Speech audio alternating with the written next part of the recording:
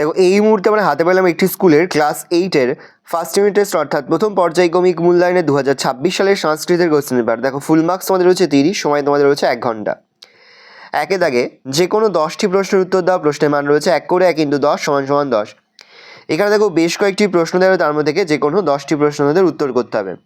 2 দাগে রয়েছে কোনটি বিশেষ্য এবং কোনটি বিশেষণ তা চিহ্নিত করো। প্রশ্নের মান রয়েছে 2 করে 2 × 5 = 10।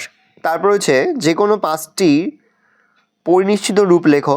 প্রশ্নের মান 1 করে 1 × 5 = 5। তারপর রয়েছে সদ উপদেশ পাঠ্যাংশ থেকে যে কোনো 5টি উপদেশ লেখো। প্রশ্নের মান 1 করে 1 × 5 = 5।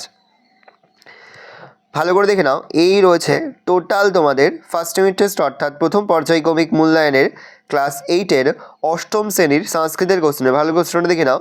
যে মুহূর্তে আমরা বিভিন্ন স্কুলের প্রশ্নপত্র হাতে পাচ্ছি, সবার ফার্স্ট ভিডিওর মাধ্যমে কিন্তু আমরা তোমাদের কাছে তুলে ধরছি। তোমরা কিন্তু অবশ্যই আমাদের চ্যানেলটা সাবস্ক্রাইব করে রাখবে।